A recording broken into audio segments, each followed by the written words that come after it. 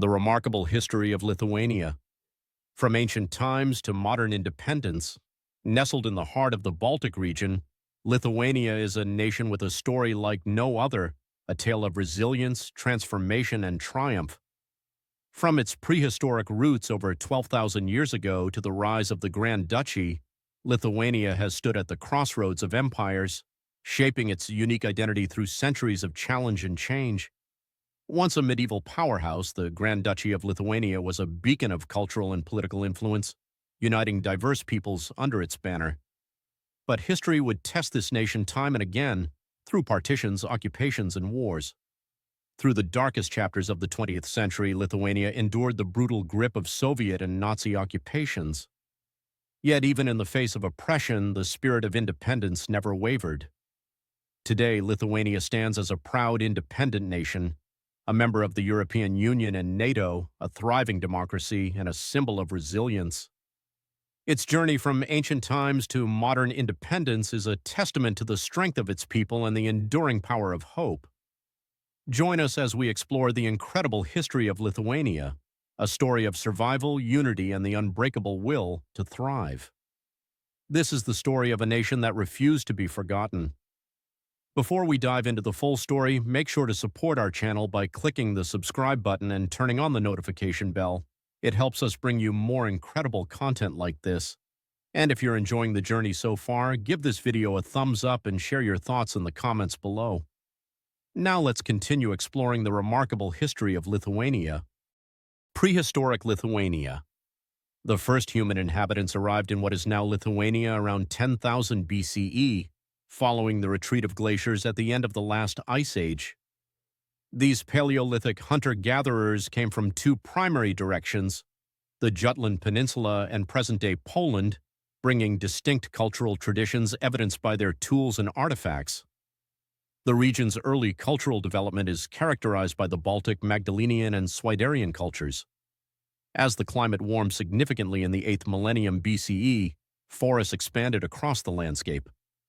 The inhabitants became more sedentary, focusing on local hunting, gathering, and freshwater fishing, marking the transition from Paleolithic to Mesolithic lifestyles. By the 5th millennium BCE, the Neolithic period introduced various crafts and artistic production, though hunting remained the primary subsistence strategy. Agriculture developed gradually, becoming established only by the 3rd millennium BCE. During this period, interregional trade networks emerged, particularly for amber, and dwellings became more sophisticated to accommodate larger family groups. The Lithuanian people originated as a branch of the ancient Balts, who spoke Indo-European languages. The Balts divided into two main groups, the West Baltic Old Prussians and Yotvingians, and the East Baltic Lithuanians and Latvians. While several Baltic tribes existed historically, only Lithuanians and Latvians remain as distinct Baltic nationalities today. Other groups either merged into these populations or disappeared after conquest by the Teutonic Order. The Baltic tribes maintained limited contact with the Roman Empire, though trade connections existed via the Amber Road. The Roman historian Tacitus described the Esti people, likely Balts, around 97 CE, while Ptolemy in the 2nd century CE documented the Galindians and Yotvingians. The Lithuanian language, remarkably conservative in preserving Indo-European roots, likely differentiated from Latvian around the 7th century CE. Traditional pagan customs and mythology persisted well into the medieval period, with practices such as the cremation of rulers continuing until Christianization. Lithuania developed along the lower and middle Neman River basin, comprising culturally distinct regions, Samogitia, known for skeletal burials, and Aukštaitija, or Lithuania proper, characterized by cremation burials. The area's remote location and limited appeal to outside traders contributed to its distinct linguistic, cultural, and religious identity. The first written reference to Lithuania as a nation, Litua, appears in the annals of the Quedlinburg Monastery, dated March 9, 1009. This record documents the arrival of missionary Bruno of Querfurt, who baptized the Lithuanian ruler King Nethimer, though this early Christianization attempt did not lead to widespread conversion. From the 9th to 11th centuries, coastal Balts faced Viking raids, occasionally paying tribute to Danish kings. During the 10th–11th centuries, Lithuanian territories paid tribute to Kievan Rus, with Yaroslav the Wise among those who invaded Lithuania around 1040. By the mid-12th century, the balance of power shifted, and Lithuanians began raiding Ruthenian territories. In 1183, they ravaged Polotsk and Pskov and even threatened the powerful Novgorod Republic. Sporadic conflicts with Polish forces also occurred, though the two regions remained separated by Yotvingian lands. The late 12th century brought an organized Lithuanian military force that conducted external raids for plunder and slaves. These activities accelerated social differentiation and power struggles within Lithuanian society, catalyzing the formation of early statehood structures. By 1231, the Danish census book mentioned Lithuania among Baltic lands paying tribute to Denmark, signaling Lithuania's growing recognition as a distinct political entity, a development that would soon lead to the establishment of the Grand Duchy of Lithuania in the 13th century. The Grand Duchy of Lithuania, 1236 to 1569. By the early 13th century, the Baltic tribes achieved unprecedented cooperation, enabling them to launch numerous military expeditions against neighboring territories. Between 1201 and 1236, Lithuanian forces conducted 40 campaigns against Ruthenia, Poland, Latvia, and Estonia, lands being conquered by the Livonian order. The burning of Pskov in 1213 demonstrated their growing military prowess. A pivotal moment came in 1219 when 21 Lithuanian chiefs signed a peace treaty with Galicia-Volhynia, providing the first documented evidence of Baltic tribal consolidation. This unity became essential for survival as two German crusading military orders, the Livonian Brothers of the Sword and the Teutonic Knights, established themselves along Lithuania's borders. Under the pretext of Christianization, these orders conquered territories in present-day Latvia and Estonia while threatening Lithuania.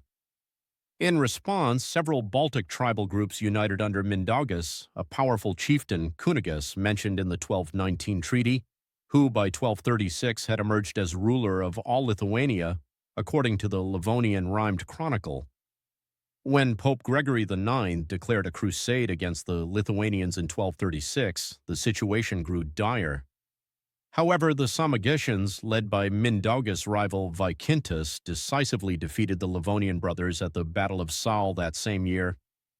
This victory forced the brothers to merge with the Teutonic Knights in 1237, though Lithuania remained trapped between the two branches of the combined order. By 1240, Mindaugas controlled all of Aukštaitija, Highland Lithuania, and soon conquered Black Ruthenia, including Grodno, Brest, and Novorudok. His expansion of power involved eliminating rivals and sending others to conquer territories in Ruthenia. This aggressive policy prompted Daniel of Galicia to organize a powerful anti-Mindaugas coalition in 1249 to 1250, including Mindaugas' rivals Yotvingians, Samogitians, and the Livonian Knights. Mindaugas outmaneuvered his opponents through shrewd diplomacy. In 1250, he reached an agreement with the Teutonic Order, agreeing to accept baptism, performed in 1251, and relinquish claims to certain western Lithuanian lands in exchange for a royal crown.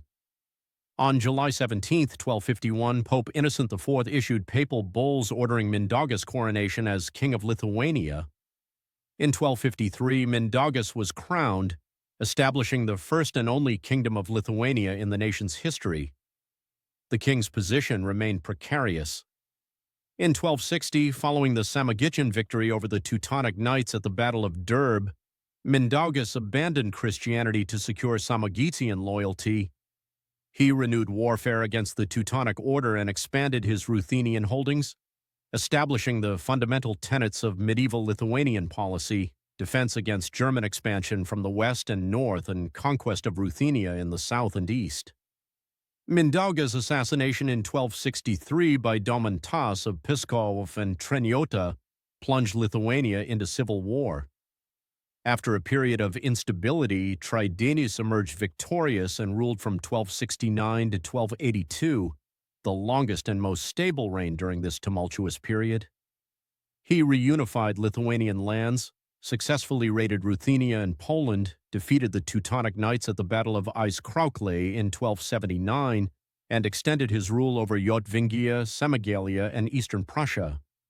His diplomatic achievements included establishing friendly relations with Poland, sealed by the marriage of his daughter Godamunda to Duke Boleslaw II of Masovia in 1279. Despite these successes, pagan Lithuania remained a target of northern Christian crusades by the Teutonic Knights and Livonian Order, while also suffering devastating raids from the Golden Horde in 1241, 1259, and 1275. After Tridinus's death, the German knights completed their conquests of western Baltic tribes, allowing them to focus their efforts on Lithuania, particularly Samogitia, which would connect the two branches of their order. The Gediminid dynasty, which would become Lithuania's great native ruling house, took control of the Grand Duchy in 1285 under Butagidis. His successors Vytenis, under 1295-1315, and Gediminas, or 1315-1341, faced constant raids from the Teutonic orders. Vytenis effectively countered these threats around 1298 and allied Lithuania with the German burghers of Riga, while Gediminas made shrewd diplomatic moves by corresponding with Pope John XXIII and Western European rulers. Gediminas's reign marked the first period when Lithuania was recognized as a European power, primarily due to its territorial expansion into Ruthenia. The Grand Duchy was unique in Europe, a pagan-ruled state suspended between Byzantine and Latin Christianity, rapidly expanding its military power.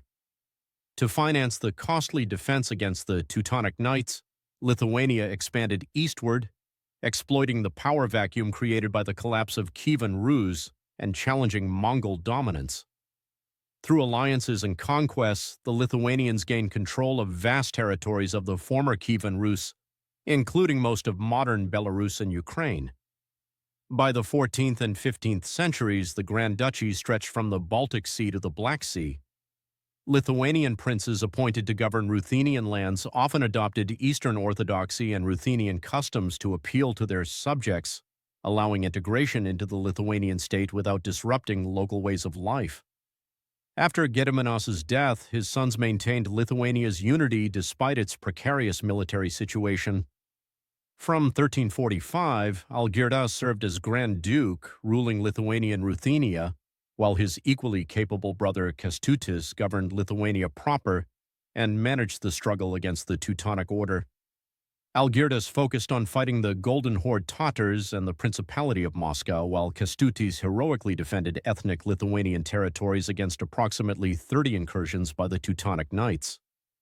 Their complementary leadership expanded Lithuania's territories further. Bryansk fell in 1359, and in 1362, Algirdas captured Kiev after defeating the Mongols at the Battle of Blue Waters. Volhynia, Podolia, and left bank Ukraine were also incorporated into the Grand Duchy. Algirdas invaded the Grand Duchy of Moscow 3 times, 1368, 1370, and 1372, approaching Moscow itself on each occasion. Meanwhile, Kęstutis fought tirelessly against the Teutonic Knights, though they captured Kaunas in 1362. The brothers' effective dual leadership maintained Lithuania's independence and continued its territorial expansion. After Algirdas died in 1377, his son Jogaila became Grand Duke. Tensions soon arose between Jogaila and his uncle Kęstutis over defending Samogitia against the Teutonic Knights. When Jogaila secretly concluded the Treaty of Dovydiskes with the Knights in 1380, Kęstutis seized Vilnius and removed his nephew from power. Civil war ensued, ending with Kęstutis' capture and death in Jogaila's custody in 1382. Kęstutis' son Vytautas escaped to seek support from the Teutonic Knights. By this time, Lithuania's long-term survival required accepting European Christendom. The Teutonic Knights had launched 96 attacks against Lithuania between 1345-1382, aiming to conquer Samogitia and unite their Prussian and Livonian branches.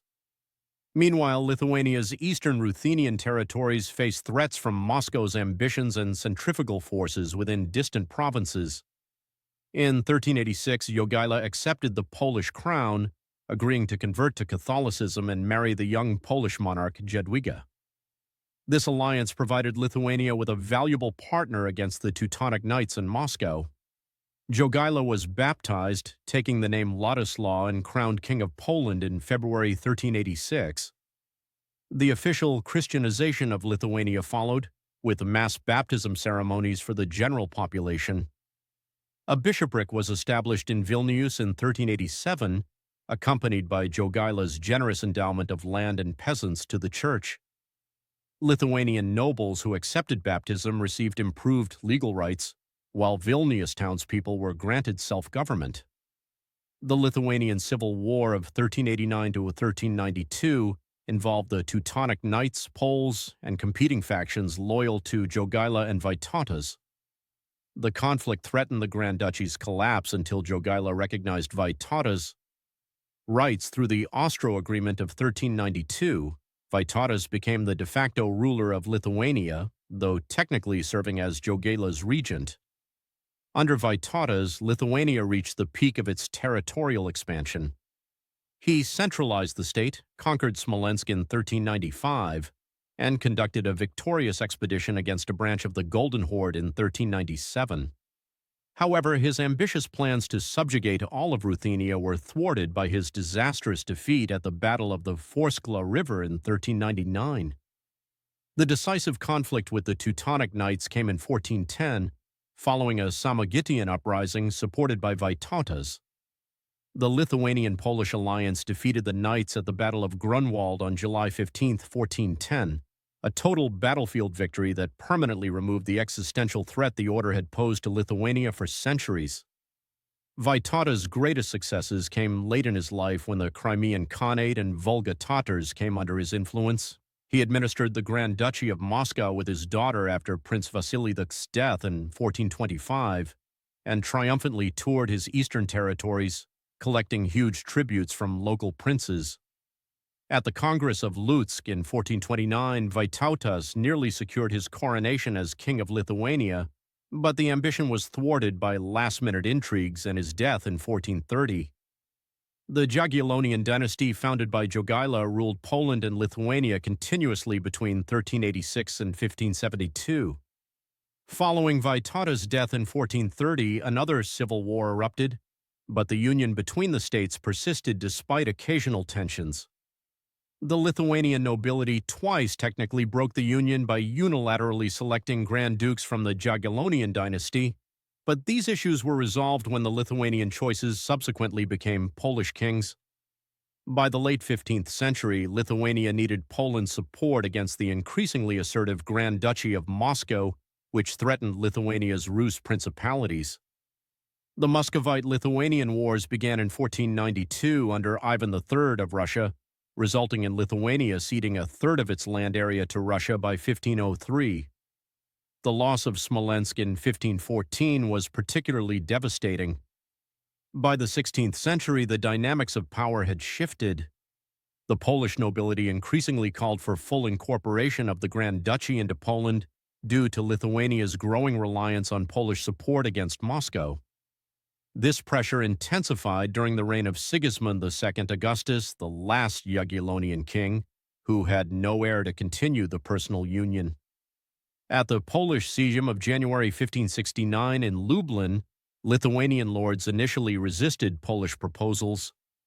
When most Lithuanian representatives left in protest, Sigismund incorporated several Grand Duchy territories, Volhynia, Podlasie, Kiev, and Bratslav, into the Polish crown. Through pressure and compromise, the Union of Lublin was passed on July 1, 1569. The combined Polish-Lithuanian Commonwealth would be ruled by a common Sejm, though separate hierarchies of major state offices were maintained. The Grand Duchy of Lithuania thus entered a new phase of its existence as part of the Polish-Lithuanian Commonwealth, preserving some autonomy while becoming more deeply integrated with Poland. This union would shape the destiny of both nations for the next 2 centuries. Polish-Lithuanian Commonwealth, 1569–1795. The Union of Lublin in 1569 transformed the relationship between Poland and Lithuania, creating a new state officially called the Republic of Both Nations, but commonly known as the Polish-Lithuanian Commonwealth. This political entity united the crown of the Kingdom of Poland and the Grand Duchy of Lithuania under a single elected monarch chosen by the nobility of both nations. The Commonwealth established common foreign policy, customs, and currency while maintaining separate armies for each constituent nation. Despite the terms of the Union stipulating that the title Grand Duke of Lithuania would lose its institutional significance and be automatically conferred upon the jointly elected monarch, Lithuania maintained efforts to preserve its distinct identity. In April 1576, Lithuanian nobles gathered in Grodno and issued a universal declaring their right to select a separate monarch if they felt pressured by the Poles during election proceedings. This determination to maintain autonomy was further demonstrated in May 1580 when Stephen Bathory participated in a ceremonial elevation as Grand Duke of Lithuania in Vilnius Cathedral, effectively ignoring stipulations of the Union of Lublin that diminished the significance of this title. The process of cultural integration accelerated after the Union, though it proceeded unevenly across different social strata. The Lithuanian language had already begun falling out of use in the Grand Ducal court during the second half of the 15th century, with Polish becoming the preferred language of the nobility. By the late 16th century, Polish was commonly used even by ordinary Lithuanian nobles, though the 1588 statutes of Lithuania were still written in Ruthenian Chancery Slavonic. Around 1700, Polish replaced Ruthenian and Latin in the Grand Duchy's official documents. The Lithuanian nobility became culturally and linguistically Polonized while maintaining a distinct sense of Lithuanian identity. This process was not viewed through the lens of modern nationality, but rather as participation in the Sarmatism cultural ideological current that united the Commonwealth's noble class. Meanwhile, the Lithuanian language survived primarily as a peasant vernacular and in religious texts, particularly in western Lithuania, Samogitia, where many nobles continued speaking Lithuanian natively. Lithuania Minor, northeastern East Prussia, predominantly Lutheran and ethnically Lithuanian, played a crucial role in preserving Lithuanian language and culture. The Lutheran emphasis on publishing religious materials in local languages led to the printing of Martynas Mažvydas' Catechism in 1547 in Königsberg, the first printed book in Lithuanian. The Grand Duchy's population presented a complex religious tapestry. The predominantly East Slavic population remained Eastern Orthodox, while much of the Lithuanian nobility converted to Western Christianity around the time of the Union of Lublin.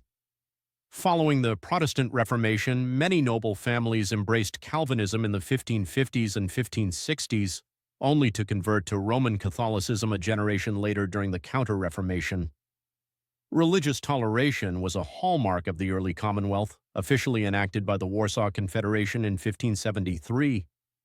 By 1750, nominal Catholics comprised about 80% of the Commonwealth's population and dominated the noble citizenry and legislature. However, Catholics in the Grand Duchy were divided between Latin Church adherents with strong allegiance to Rome and the so-called Uniates, mostly non-noble Ruthenians, who followed the Byzantine Rite after the Union of Brest in 1596. The religious landscape shifted dramatically after the first partition of the Commonwealth in 1772, when the Orthodox Church gained Russian government support. Through missionaries, schools, and pressure from powerful nobles, the Russian Orthodox Church reclaimed many Uniates, over 2 million by 1800 and another 1.6 million by 1839. Despite increasing integration, Lithuania maintained its distinct existence as a Grand Duchy within the Commonwealth for over 2 centuries after the Union of Lublin. It retained separate laws, army, and treasury, though King Sigismund II Augustus had removed Ukraine and other territories from Lithuania and incorporated them directly into the Polish crown at the time of the Union. The Grand Duchy was left with today's Belarus, parts of European Russia, and core ethnic Lithuanian lands. From 1573 onward, the kings of Poland and Grand Dukes of Lithuania were always the same person, elected by the nobility who enjoyed increasing privileges under the system known as Golden Liberty. These privileges, especially the liberum veto, which allowed any single noble to block legislation, eventually led to political paralysis and the state's dissolution. Within the Commonwealth, the Grand Duchy made significant contributions to European economic, political, and cultural life. Western Europe received grain supplies along the Danzig-Amsterdam sea route. The Commonwealth's religious tolerance and noble democracy were unique in Europe. Vilnius, situated at the crossroads of Western and Eastern Christianity, became home to numerous religious faiths and earned the nickname Jerusalem of the North among Jews due to its vibrant Jewish community and the presence of the Vilna Gaon. Vilnius University emerged as an influential center of learning, producing numerous distinguished alumni. The Vilnius School made significant contributions to European Baroque architecture, while the Lithuanian legal tradition gave rise to the advanced statutes of Lithuania. At the Commonwealth's twilight, the Constitution of May 3, 1791, the first comprehensive written constitution in Europe, represented a culmination of belated reform efforts. After the partitions of Poland, the Vilnius School of Romanticism produced great poets like Adam Mickiewicz and Julius Slowacki, who would influence European literature. The Commonwealth's strength waned through a series of devastating conflicts, beginning with the Khmelnytsky uprising in Ukraine in 1648.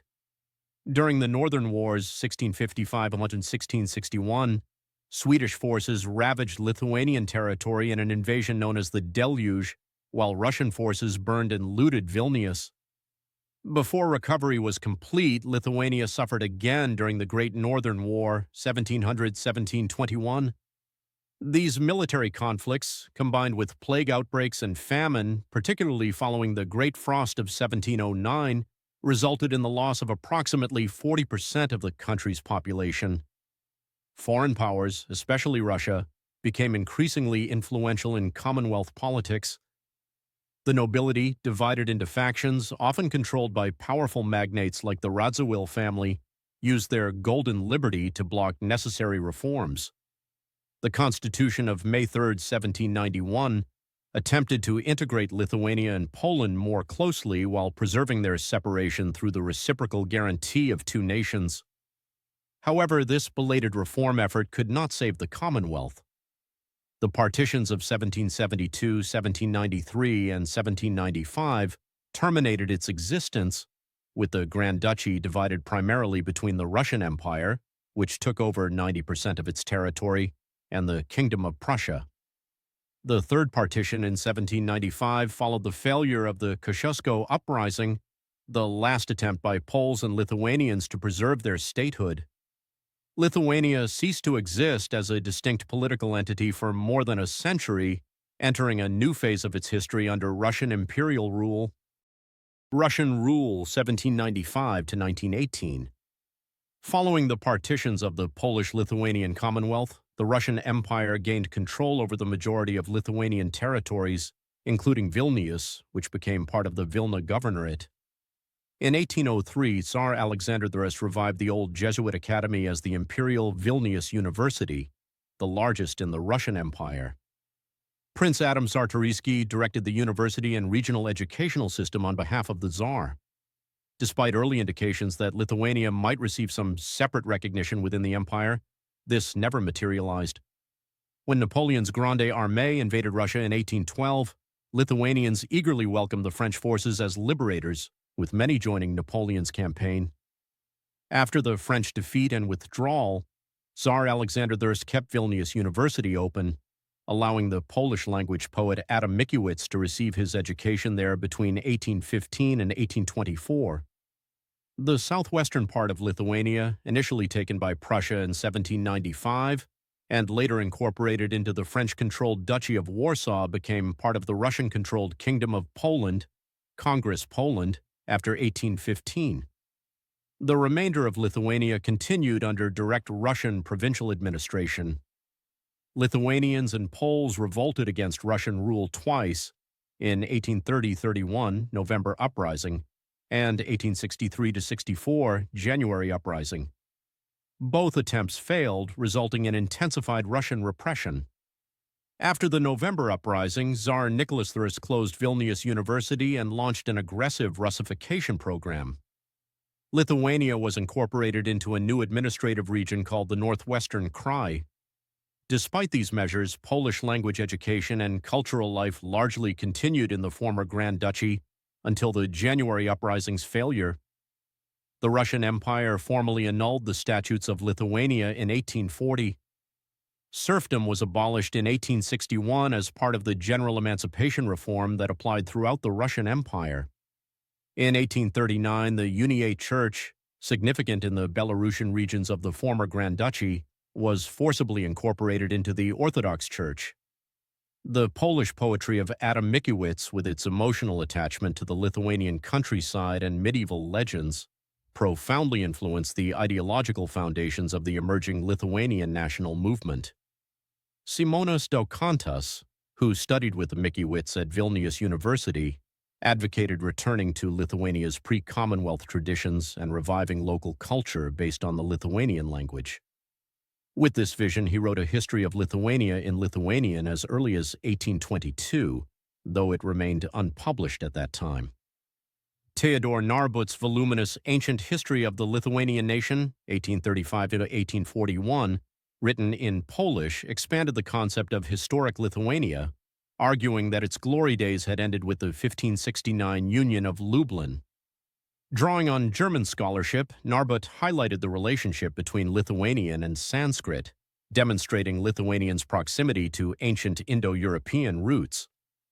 This linguistic connection would later provide the antiquity argument for Lithuanian nationalist activists. By the mid-19th century, the basic ideology of the future Lithuanian nationalist movement had crystallized around linguistic identity, requiring a break from traditional dependence on Polish culture and language. Around the time of the January Uprising, a transitional generation of Lithuanian leaders emerged, including Jakub Giestor, Konstanty Kalinowski, and Antanas Makavicius. They sought alliances with local peasants, believing that empowered and landed peasants would help defeat the Russian Empire out of self-interest. This strategy created new dilemmas regarding languages for interclass communication and eventually led to conceptualizing the nation as the sum of speakers of a vernacular tongue. The January Uprising's failure in 1864 made connections with Poland seem outdated to many Lithuanians. Simultaneously, it contributed to the emergence of an emancipated and often prosperous peasant class who effectively preserved the Lithuanian language, unlike the frequently Polonized urban residents. Expanded educational opportunities for young people of common origins became crucial factors in the Lithuanian national revival. As schools underwent depolonization and Lithuanian university students were sent to St. Petersburg or Moscow rather than Warsaw, a cultural void emerged that Russian authorities failed to fill with their Russification policies.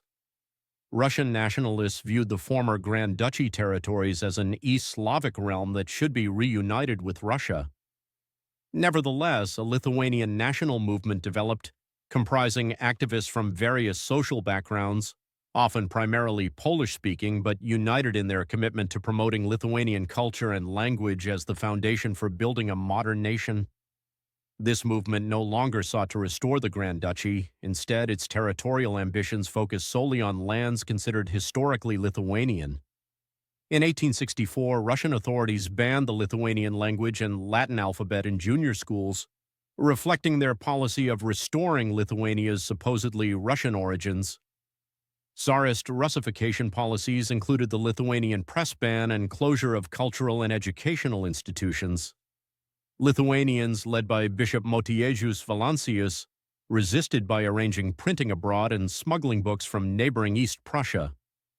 Lithuanian was not considered prestigious, and some expected the language to become extinct as Eastern territories underwent Slavicization and more people used Polish or Russian daily. The only place where Lithuanian maintained higher status was in East Prussia, Lithuania Minor, home to numerous ethnic Lithuanians, though even there Germanization threatened their cultural identity. The language revival gradually spread to more affluent social strata, beginning with Lithuanian newspapers Ausra and Varpas, followed by Lithuanian poetry and books that often glorified the historic Grand Duchy. The two most prominent revival movement figures, Jonas Basanavičius and Vinkas Kudirka, Both came from affluent Lithuanian peasant backgrounds and attended the Mariampol Gymnasium in the Suwałki Governorate, a Polish educational center Russified after the January uprising. Basanavicius studied medicine at Moscow State University, developed international connections, published on Lithuanian history in Polish, and graduated in 1879.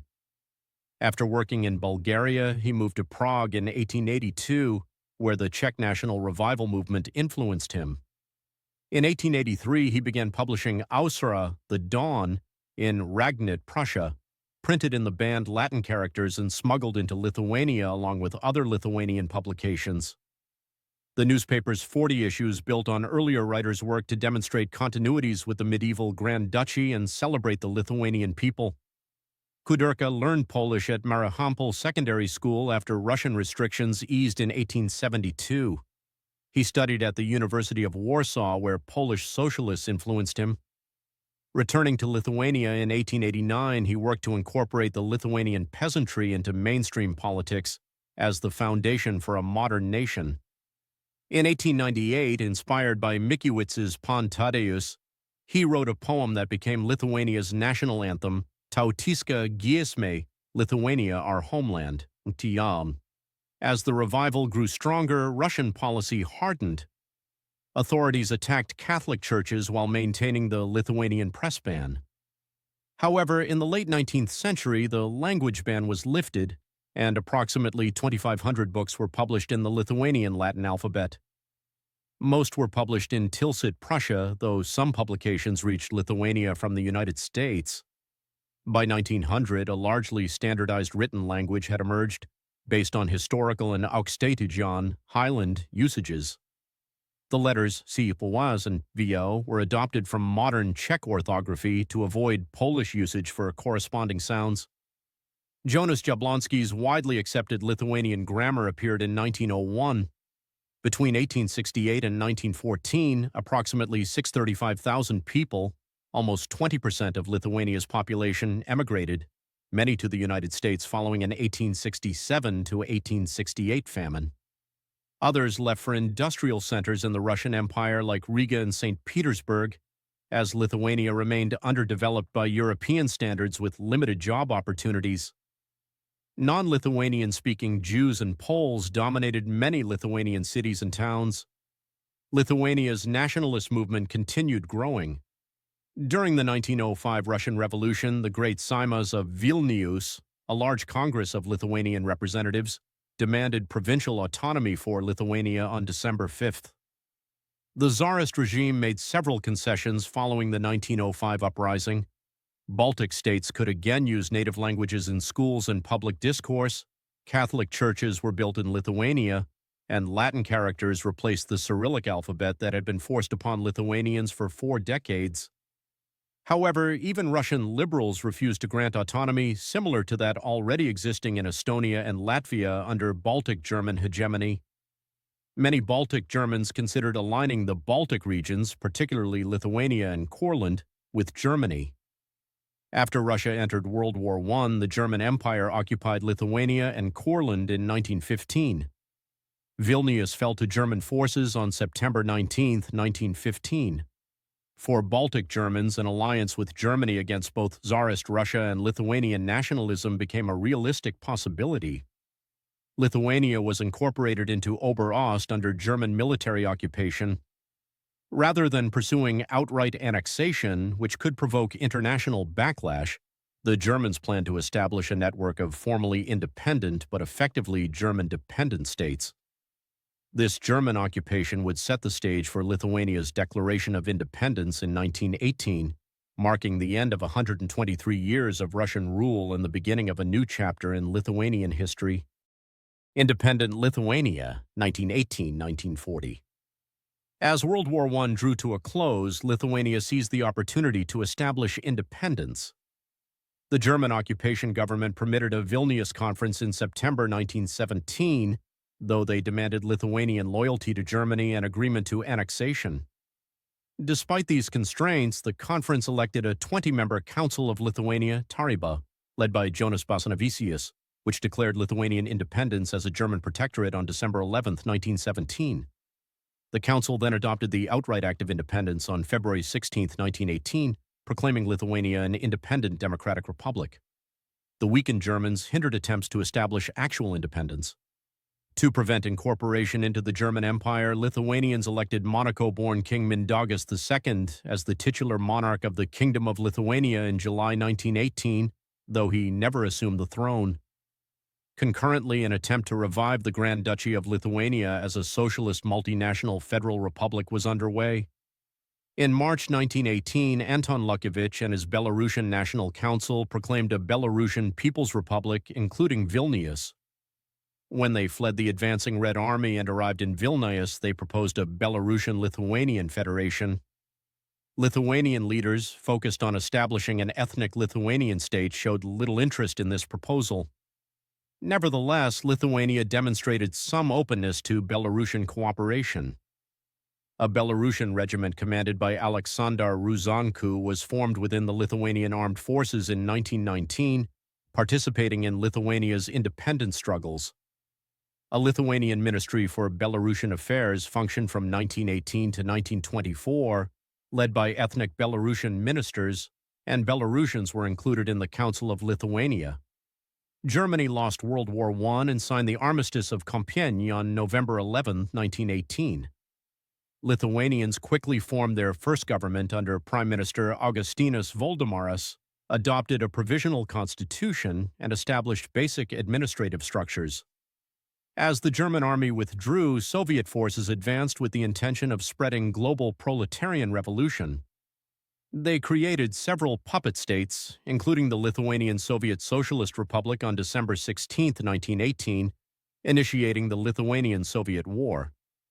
On January 1, 1919, the German occupying army withdrew from Vilnius, turning the city over to local Polish self-defense forces. The Lithuanian government evacuated to Kaunas, which became Lithuania's temporary capital. The Soviet Red Army captured Vilnius on January 5, 1919, and by mid-January controlled about two-thirds of Lithuanian territory. Vilnius became the capital of the Lithuanian Soviet Republic and soon of the combined Lithuanian-Byelorussian Soviet Socialist Republic.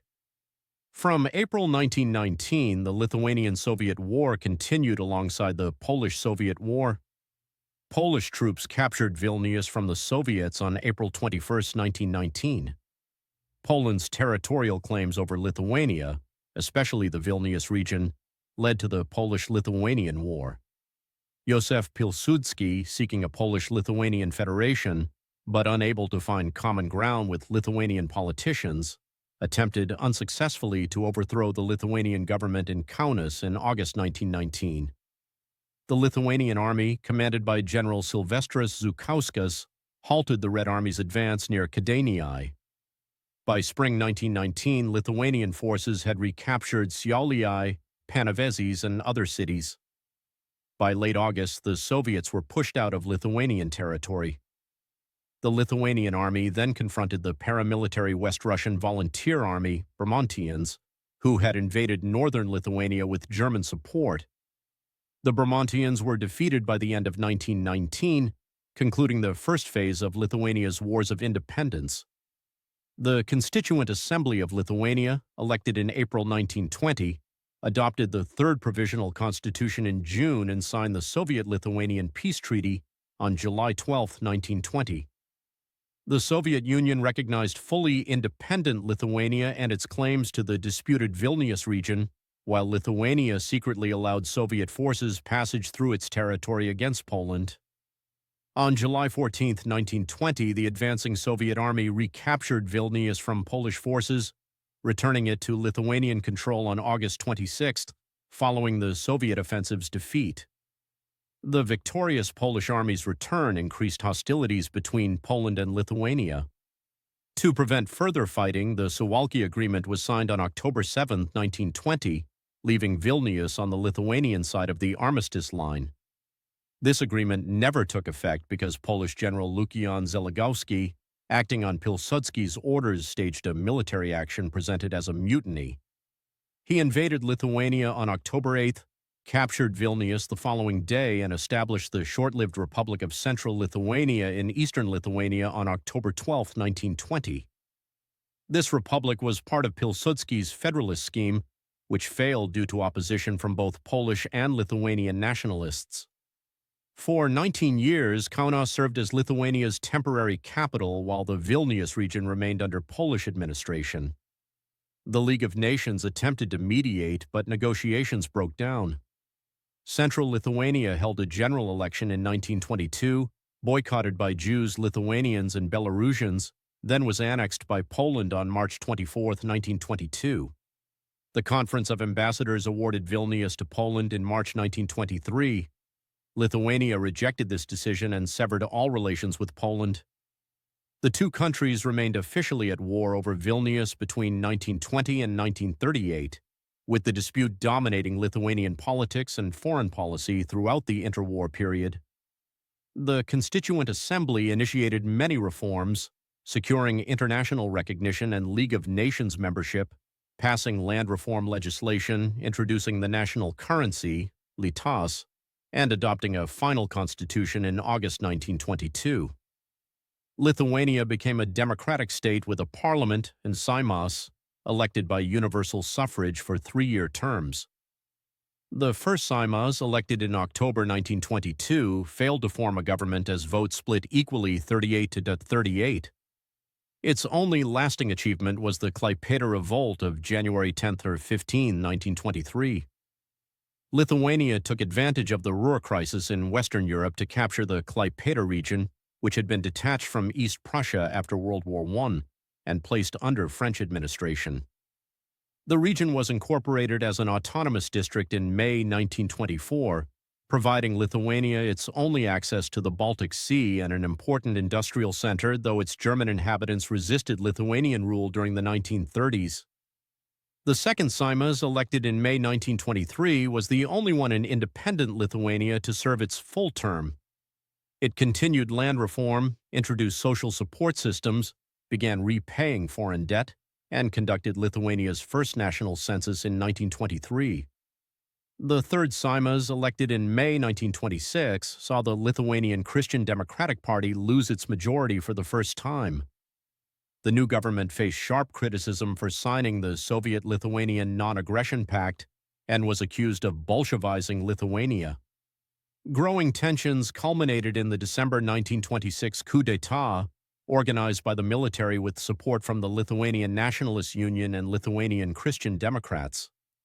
They installed Antanas Smetona as president and Augustinas Voldemaras as prime minister. While the Seimas expected the coup to be temporary with new elections to restore democracy, Smetona dissolved the legislative body in May 1927. Later that year, Social Democrats and other leftist parties attempted an uprising against Smetona but were quickly suppressed. Voldemaras, growing increasingly independent of Smetona, was forced to resign in 1929 and made several unsuccessful attempts to return to power. In May 1928, Smetona announced the Fifth Provisional Constitution without consulting the Seimas. While still claiming Lithuania was a democratic state, the constitution vastly increased presidential powers. Smetona's party, the Lithuanian Nationalist Union, grew steadily in importance. He adopted the title Tautos Vadas, leader of the nation, and gradually built a cult of personality, with many prominent political figures marrying into his family. When the Nazi Party rose to power in Germany, German-Lithuanian relations deteriorated as the Nazis refused to accept the loss of the Klaipėda region. Germany sponsored anti-Lithuanian organizations in the region, prompting Lithuania to put activists on trial in 1934, sentencing about 100 people to prison terms. Germany, one of Lithuania's main trading partners, responded with an embargo on Lithuanian products, forcing Lithuania to shift exports to the United Kingdom. These measures failed to satisfy many groups, and peasants in Suvalkija organized strikes that were violently suppressed. With his prestige damaged, Smetona agreed in September 1936 to call the first Seimas elections since the 1926 coup. However, all political parties except the National Union were eliminated before the elections, resulting in 42 of 49 Fourth Seimas members coming from the National Union. This assembly functioned merely as an advisory board to the president and adopted a new constitution in February 1938 that granted the president even greater powers. As European tensions rose following Nazi Germany's annexation of Austria, Poland presented the 1938 Polish ultimatum to Lithuania in March, demanding the restoration of diplomatic relations that had been severed after the Zeligowski Mutiny in 1920. Poland threatened military action if Lithuania refused. Unable to secure international support and facing a weaker military position, Lithuania accepted the ultimatum. Adolf Hitler had ordered German military preparations to take over southwest Lithuania up to the Dubysa River if Poland attacked. Relations between Poland and Lithuania normalized somewhat after the ultimatum's acceptance, with treaties concluded regarding railway transport, postal exchange, and other communications. Lithuania offered diplomatic support to Germany and the Soviet Union against powers backing Poland in the Vilnius dispute, but both Germany and the Soviet Union still encroached on Lithuania's territory and independence.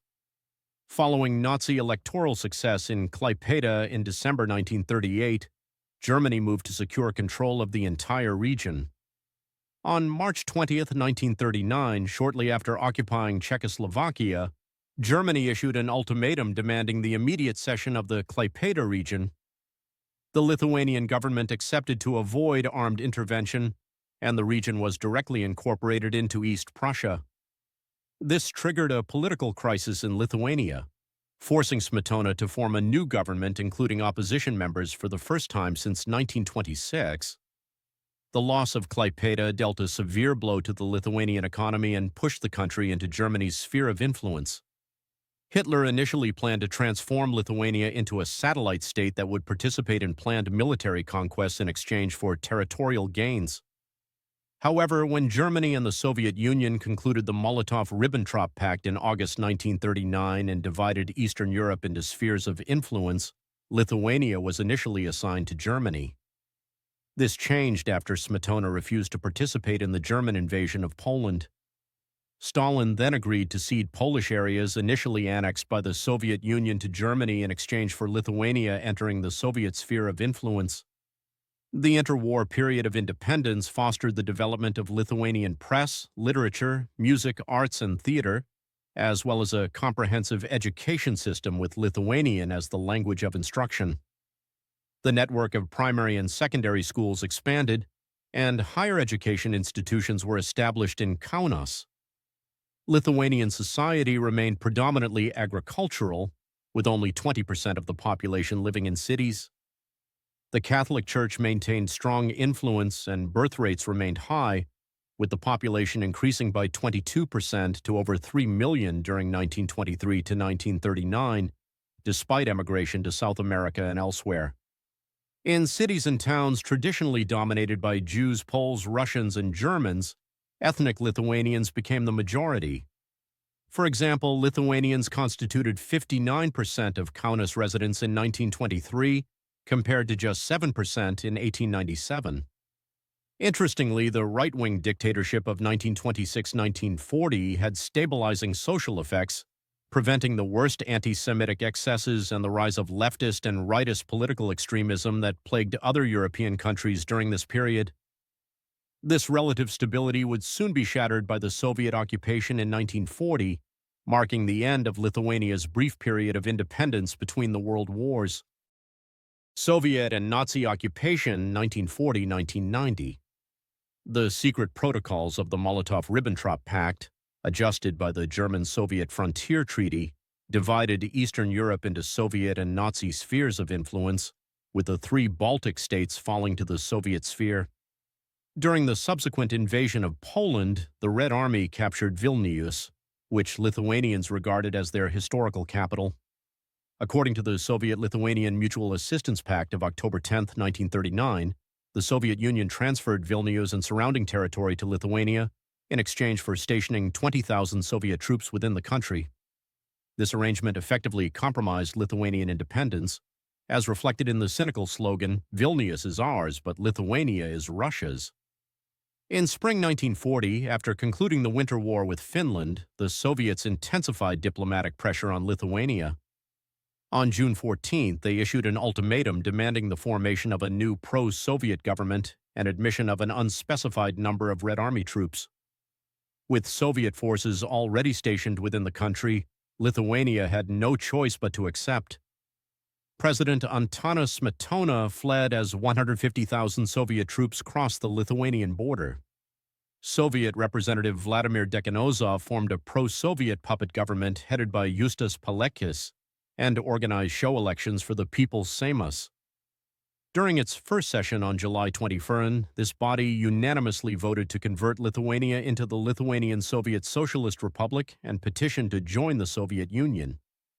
The Supreme Soviet approved the application on August 3, 1940, completing the formal annexation. The Soviets immediately began rapid Sovietization.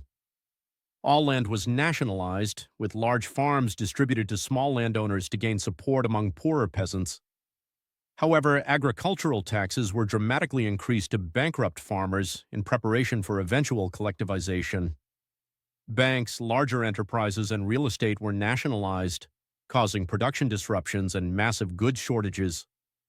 The Lithuanian litas was artificially undervalued and withdrawn by spring 1941, causing living standards to plummet. All religious, cultural, and political organizations were banned, leaving only the Communist Party of Lithuania and its youth branch. An estimated 12,000 enemies of the people were arrested. During the June 1941 deportation campaign, approximately 12,600 people, mostly former military officers, policemen, political figures, intellectuals, and their families, were deported to Siberian gulags under the policy of eliminating national elites. Many deportees perished due to inhumane conditions. 3,600 were imprisoned and over 1,000 were killed. On June 22, 1941, Nazi Germany invaded the Soviet Union in Operation Barbarossa. German forces moved rapidly, encountering only sporadic Soviet resistance. Vilnius fell on June 24th, and Germany controlled all of Lithuania within a week. The retreating Soviet forces murdered between 1,000 and 1,500 people, mostly ethnic Lithuanians, in incidents like the Renyi massacre. Lithuanians initially welcomed the Germans as liberators from Soviet oppression, hoping Germany would restore some autonomy. The Lithuanian Activist Front organized an anti-Soviet revolt known as the June Uprising, declared independence, and formed a provisional government with Juozas Ambrazevičius as prime minister. However, this government was not forcibly dissolved but rather stripped of actual power by the Germans, leading to its resignation on August 5, 1941. Germany established civil administration under the Reichskommissariat Ostland.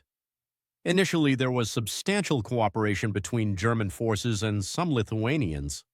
Many joined the TDA battalions and auxiliary police battalions, hoping these units would later form the core of an independent Lithuanian army. Instead, some units were employed by the Germans as auxiliaries in perpetrating the Holocaust. Lithuanians soon became disillusioned with harsh German policies, collecting war provisions, gathering people for forced labor in Germany, conscripting men into the Wehrmacht, and denying true autonomy. These grievances led to the formation of resistance movements, most notably the Supreme Committee for the Liberation of Lithuania in 1943. Due to passive resistance, a Waffen-SS division was not established in Lithuania. As a compromise, Lithuanian General Povilas Plechavičius formed the short-lived Lithuanian Territorial Defense Force. Lithuanians generally did not organize armed resistance against the Germans, still considering the Soviet Union their primary enemy. Armed resistance against the Nazis was primarily conducted by pro-Soviet partisans, mainly Russians, Belarusians, and Jews, and the Polish Armia Krajowa in eastern Lithuania.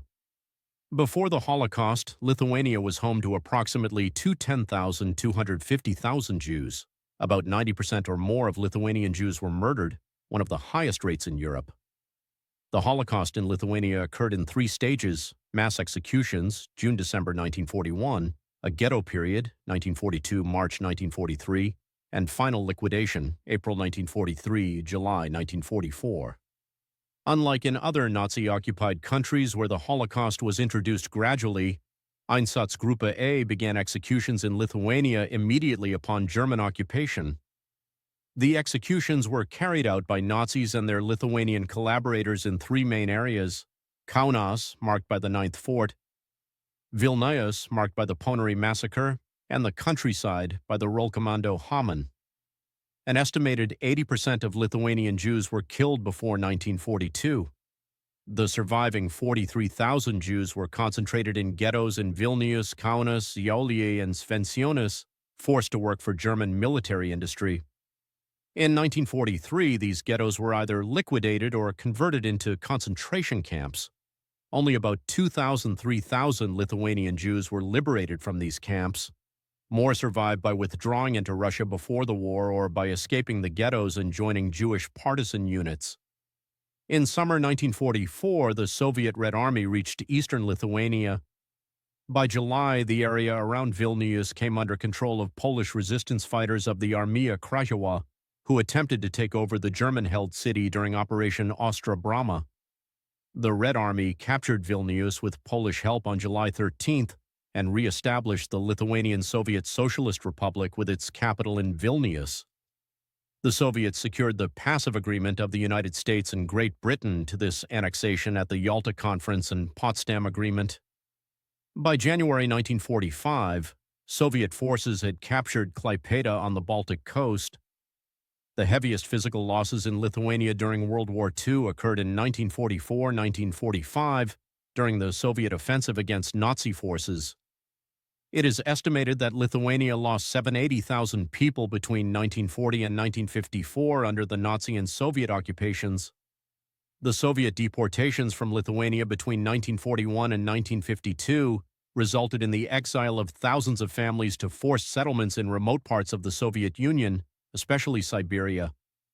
Between 1944 and 1953, nearly 120,000 people, 5% of the population, were deported, and thousands more became political prisoners. Many leading intellectuals and Catholic priests were among the deported. Some returned to Lithuania after 1953.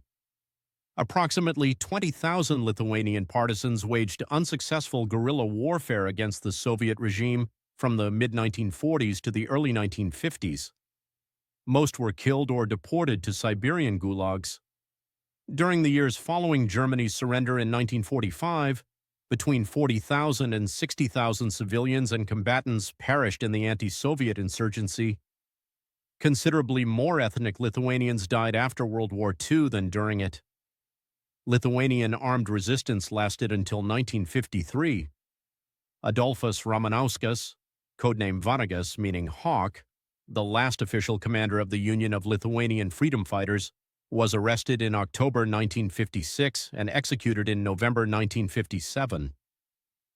Soviet authorities encouraged the immigration of non-Lithuanian workers, especially Russians, to integrate Lithuania into the Soviet Union and promote industrial development. However, this process did not reach the massive scale experienced by other European Soviet republics. Interestingly, Lithuanization rather than Russification characterized much of post-war Vilnius, with elements of national revival present even during Lithuania's existence as a Soviet republic.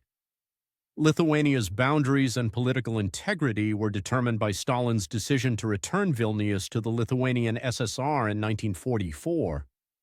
Subsequently, most Poles were resettled from Vilnius, though only a minority from the countryside and other parts of Lithuania, through Soviet and Lithuanian communist policies that mandated their partial replacement by Russian immigrants. Vilnius was increasingly settled by Lithuanians and assimilated by Lithuanian culture, fulfilling, albeit under oppressive Soviet conditions, the long-held dream of Lithuanian nationalists. Lithuania's economy performed well compared to other Soviet regions. National developments followed tacit compromise agreements between Soviet communists, Lithuanian communists, and the Lithuanian intelligentsia. Vilnius University reopened after the war, operating in Lithuanian with a largely Lithuanian student body, becoming a center for Baltic studies. Schools in the Lithuanian SSR provided more instruction in Lithuanian than at any previous time in the country's history. The literary Lithuanian language was further standardized and refined as a language of scholarship and literature. The price the Lithuanian intelligentsia paid for these national privileges was increased Communist Party membership after de-Stalinization. Between Stalin's death in 1953 and Gorbachev's reforms in the mid-1980s, Lithuania functioned as a typical Soviet society. Agriculture remained collectivized, property nationalized, and criticism of the Soviet system severely punished. The country remained largely isolated from the non-Soviet world due to travel restrictions. Persecution of the Catholic Church continued, and the nominally egalitarian society was extensively corrupted by the practice of connections and privileges for those who served the system. Until mid-1988, all political, economic, and cultural life was controlled by the Communist Party of Lithuania, CPL. Lithuanians, like people in the other Baltic republics, distrusted the Soviet regime more deeply than people in other Soviet regions, and actively supported Mikhail Gorbachev's perestroika and glasnost reforms.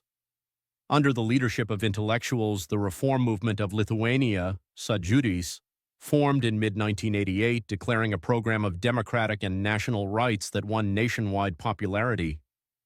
Inspired by Sąjūdis, the Supreme Soviet of the Lithuanian SSR passed constitutional amendments establishing the supremacy of Lithuanian laws over Soviet legislation, annulled the 1940 decisions incorporating Lithuania into the Soviet Union, legalized a multi-party system, and restored national symbols, the Lithuanian flag and national anthem. Many CPL members supported Sąjūdis ideas, and with Sąjūdis backing, Algirdas Brazauskas was elected first secretary of the CPL's Central Committee in 1988. On August 23, 1989, the 50th anniversary of the Molotov-Ribbentrop Pact, Latvians, Lithuanians, and Estonians joined hands in a human chain stretching 600 kilometers from Tallinn to Vilnius, drawing world attention to the Baltic nations' fate. This demonstration, called the Baltic Way, symbolized the growing unity and determination of the Baltic peoples to regain their independence. In December 1989, the Brazauskas-led CPL declared independence from the Communist Party of the Soviet Union, becoming a separate social democratic party renamed the Democratic Labour Party of Lithuania in 1990.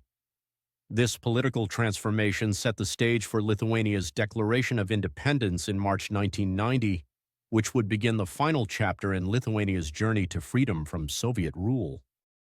Modern independent Lithuania, 1990-present.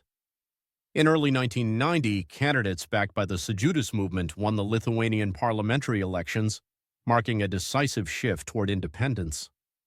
On March 11, 1990, the Supreme Soviet of the Lithuanian SSR proclaimed the act of the re-establishment of the state of Lithuania, making Lithuania the first Soviet republic to declare independence. Vytautas Landsbergis, a leader of the Sąjūdis national movement, became head of state, while Kazimiera Prunskiene led the cabinet of ministers. The newly formed government quickly passed provisional fundamental laws to establish the legal framework for the restored state. The Soviet Union responded swiftly, demanding revocation of the Independence Declaration on March 15th and implementing political and economic sanctions. On April 18th, Moscow imposed an economic blockade that lasted until the end of June. While Soviet military forces seized several public buildings, violence remained largely contained until January 1991. During the January events, Soviet authorities attempted to overthrow the elected government by sponsoring a National Salvation Committee. On January 13, 1991, Soviet forces forcibly took over the Vilnius TV tower, killing 14 unarmed civilians and injuring 140. During this assault, the only means of contact with the outside world was an amateur radio station set up in the Lithuanian Parliament building by Tadas Vyšniauskas, call sign LY2BAU. American amateur radio operators received the initial calls for help and relayed updates to relevant authorities until official U.S. Department of State personnel could establish communications. Despite this show of force, Moscow failed to take further action to crush the independence movement, and the Lithuanian government continued to function. A national referendum on February 9, 1991 demonstrated overwhelming support for independence, with more than 90% of participants, representing 84.73% of all eligible voters, voting in favor of an independent democratic Lithuania. During the August 1991 Soviet coup attempt, Soviet armed forces briefly took over several communications and government facilities in Vilnius and other cities but returned to their barracks when the coup failed. The Lithuanian government subsequently banned the Communist Party of the Soviet Union and confiscated its property. Following the failed coup, Lithuania received widespread international recognition on September 6, 1991, and was admitted to the United Nations on September 17, marking the formal restoration of Lithuania's place in the international community. As in many former Soviet republics, the popularity of the independence movement, Sąjūdis, declined amid worsening economic conditions, including rising unemployment and inflation. The Communist Party of Lithuania, renamed the Democratic Labour Party of Lithuania, LDDP, gained a majority against Sąjūdis in the 1992 parliamentary elections. The LDDP continued building the independent democratic state and managing the transition from a centrally planned economy to a free market system. In the 1996 parliamentary elections, voters swung back to the rightist Homeland Union, led by former Sąjūdis leader Vytautas Landsbergis. Lithuania's economic transition to capitalism included a privatization campaign to sell government-owned residential real estate and commercial enterprises. The government issued investment vouchers for use in privatization instead of actual currency, and people formed groups to collect larger amounts of vouchers for public auctions. Unlike Russia, Lithuania's approach did not create a small group of oligarchs. The privatization process began with small organizations, while larger enterprises were sold years later for hard currency to attract foreign investors. The country established a new monetary system based on the Lithuanian litas, the currency used during the interwar period. Due to high inflation and other challenges, a temporary currency, the Lithuanian talinas, commonly called the Vagnorelis or Vagnorka, after Prime Minister Gediminas Vagnorius, was introduced. The litas was finally issued in June 1993, with a fixed exchange rate to the US dollar established in 1994 and later to the euro in 2002. Despite achieving independence, Russian armed forces troops remained in Lithuanian territory. Their withdrawal became one of Lithuania's top foreign policy priorities and was completed by August 31, 1993. The first military units of the reborn country were the Lithuanian National Defense Volunteer Forces, who took their oath at the Supreme Council shortly after the independence declaration. Lithuania rebuilt its military to common standards with air, naval, and land forces. Interwar paramilitary organizations such as the Lithuanian Riflemen's Union, Young Riflemen, and Lithuanian Scouts were re-established. On April 27, 1993, Lithuania established a partnership with the Pennsylvania National Guard as part of the State Partnership Program, beginning a long-term security relationship with the United States. Seeking closer ties with the West, Lithuania applied for NATO membership in 1994. The country underwent a challenging transition from a plan to a free market economy to satisfy requirements for European Union membership. In May 2001, Lithuania became the 141st member of the World Trade Organization. In October 2002, Lithuania received invitations to join both the European Union and NATO, becoming a member of both organizations in 2004. This period of transition and integration was not without difficulties. The global financial crisis and Great Recession hit Lithuania particularly hard, with the economy contracting by 15% in 2009, the worst recession since the Soviet Union's dissolution. Following Lithuania's EU accession in 2004, large numbers of Lithuanians, up to 20% of the population, emigrated in search of better economic opportunities, creating significant demographic challenges for the small country. On January 1, 2015, Lithuania joined the Eurozone and adopted the euro as its currency, becoming the last Baltic state to do so. On July 4, 2018, Lithuania officially joined the Organization for Economic Cooperation and Development, OECD, further integrating into Western economic institutions. Lithuania's political development has included several notable milestones. Dalia Grybauskaitė made history as the first female president of Lithuania, 2009-2019, and the first president to be re-elected for a second consecutive term. She was succeeded by Gitanas Nausėda in 2019. Lithuania's growing international stature was highlighted when Vilnius hosted the NATO summit on July 11-12, 2023, attended by heads of state and government from NATO countries and allies. The historiography of modern Lithuania reflects diverse approaches to understanding the nation's past. Krapauskas, 2010, identifies three main tendencies: the postmodern school, influenced by the French Annales school, which presents new interdisciplinary research methodologies focusing on social and cultural history; the critical realists, who are political revisionists examining controversial 20th-century topics and reversing Soviet-era interpretations; and the romantic traditionalists, who emphasize positive aspects of Lithuania's past and cultural heritage after decades of constraints during the communist era. Today, Lithuania stands as a stable parliamentary democracy and member of the European Union and NATO. The country has successfully transformed its economy from Soviet-era central planning to a modern market system. Despite challenges including demographic decline due to emigration, regional security concerns related to Russia, and the need for continued economic development, Lithuania has established itself as an active participant in European and global affairs. The nation continues to strengthen its democratic institutions, develop its economy, and address social challenges while maintaining its distinct cultural identity. Lithuania's journey from Soviet republic to modern European state represents one of the success stories of post-communist transition, demonstrating how a small nation can overcome historical adversities to build a prosperous and democratic society.